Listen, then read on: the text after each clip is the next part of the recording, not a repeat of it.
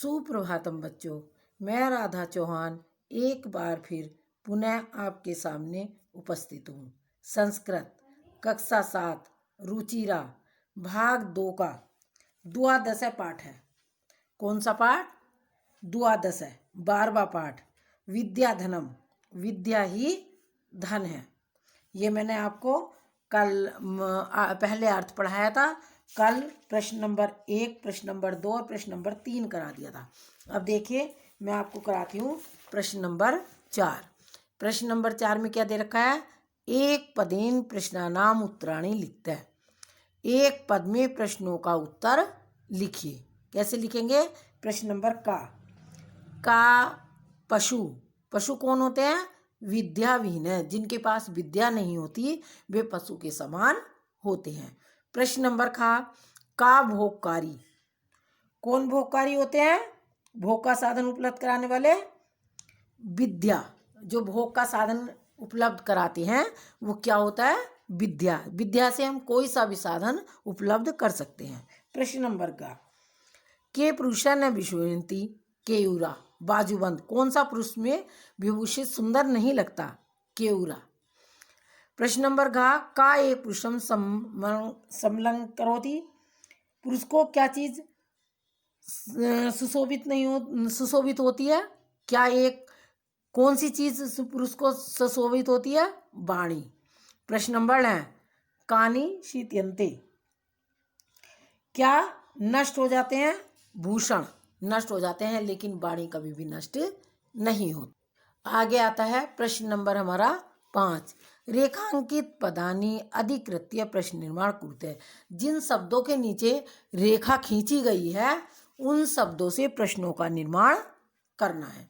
देखिए का विद्याविहीन नर पशु अस्ति, जिनके पास विद्या नहीं होती वे मनुष्य पशु होते हैं, पशु हैं। तो देखिए अब इसका प्रश्न क्या बनेगा? विद्याहीन कौन पशु है? तो विद्याहीन कै पशु अस्ति, विद्याहीन कौन पशु है?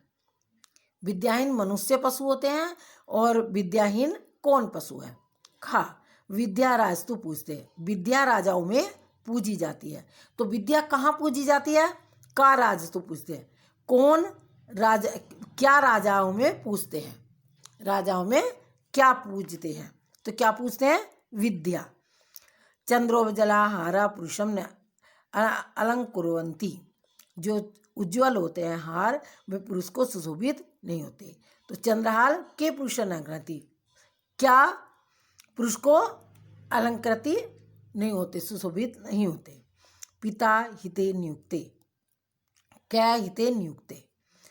विद्या धनम सर्व प्रधानम धनमस्ति, विद्या धन सब धनों में प्रधान है। तो यहाँ पर क्या दिया गया? विद्या धन कैसा धन है? कैसा धन है? क्रीदेशम कैसा, विद्याधन कैसा धन है? विद्याधन सर्व प्रधान धन है। विद्या दिक्षु कीर्ति तैनौती, विद्या कुत्र कीर्ति नहीं होती। यहाँ पर कुत्र दिया गया, कहाँ पर फैलती है? विद्या की कीर्ति कहाँ पर फैलती है? तो दिक्षु दिशा में, विद्या दिशा की में कीर्ति फैलती है। तो विद्या कहाँ इसकी कीर्ति फैलती है? प्रश्न नंबर देखिए 6। पूर्ण वाक्येन प्रश्नानाम उत्तराणी लिखित है। पूर्ण वाक्य में प्रश्नों के उत्तर लिखिए। गुरुणाम गुरु का अस्ति, गुरुओं का गुरु कौन है? उत्तर है इसका गुरुणाम गुरु विद्या अस्ति, गुरुओं का गुरु कौन है? विद्या है। अब देखिए आप जो भी गुरु होंगे वो उन्हें सारी विद्या प्राप्त होगी, तो वे गुरुओं के गुरु कहलाते हैं जिनके पास विद्या होती है। प्रश्न नंबर क्रीदस्य वाणी पुरुषों समकरं करोति, कैसी वाणी पुरुषों को शोभा नहीं देती है? संस्कृत पुरुषों को सुशोभित होती है। कैसी वाणी पुरुषों को सुशोभित होती है? संस्कृत वाणी पुरुषम समलंग करोति, संस्कृत वाणी ही पुरुषों को शोभायमान होती है। कैसी वाणी होती है? संस्कृत वाणी। व्यये कृते किम वर्धते, खर्च करने पर क्या बढ़ता है? ये मैंने आपको पढ़ाया भी है कि खर्च करने पर क्या बढ़ता है। उत्तर व्यय कृते विद्याधनम बढ़ती। जब हम खर्च करते हैं तो क्या बढ़ता है? विद्याधन। जितना हम खर्च करेंगे उतना अधिक बढ़ेगा। तो ये हमारा खर्च करने पर विद्याधन बढ़ता है। प्रश्न नंबर घ, भाग्यशय आश्रय कै। उत्तर भाग्यश्रेय आश्रय विद्या। कौन है भाग्यश्रेय आश्रय? कौन है? विद्या। अब आता है प्रश्न नंबर हमारा 7, मंजूषात पुल्लिंग स्त्रीलिंग नपुंसकलिंग पदानि चित्वा लिखते। जो ये हमारे शब्द दिए गए हैं इनमें पुल्लिंग, स्त्रीलिंग और नपुंसकलिंग छांट कर लिखेंगे।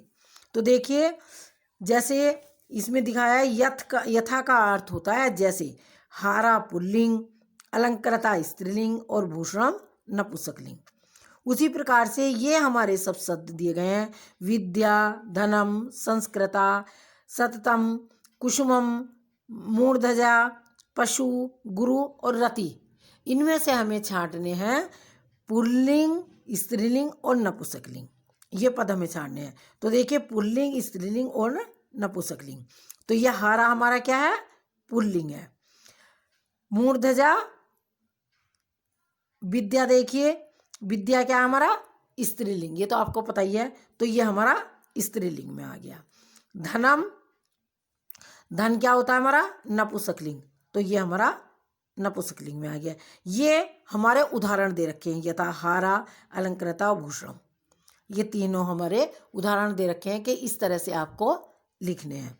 अब देखिए, संस्कृता। संस्कृता क्या है हमारी? स्त्रीलिंग। तो ये हमारा संस्कृत आ गया, संस्कृत अर्थात। सततम, सततम देखिए हमारा क्या है? नपुंसकलिंग। ये हमारा सततम आ गया। कुसुमम फूल, तो ये भी हमारा नपुंसकलिंग है। मूर्धजा ये हमारा पुल्लिंग शब्द है। पशु, पशु आप जानते ही हैं। तो ये पशु हमारा क्या है? पुल्लिंग है। गुरु, गुरु भी हमारा पुल्लिंग है। इसमें गुरु शब्द छूटा हुआ है तो यहाँ पर हम गुरु शब्द लिख देंगे। गुरु शब्द छूट गया है तो ये हमारा गुरु शब्द भी पुल्लिंग है। और रति, रति हमारा स्त्रीलिंग है। सततम ये आ गया, ये हमारा नपुंसकलिंग है। तो ये हमारे सारे एक्सरसाइज, सारे प्रश्न हमारे हो गए हैं और ये पाठ हमारा कंप्लीट हो गया है। अब हम आगे आपको आगे चैप्टर कल से पढ़ाएंगे।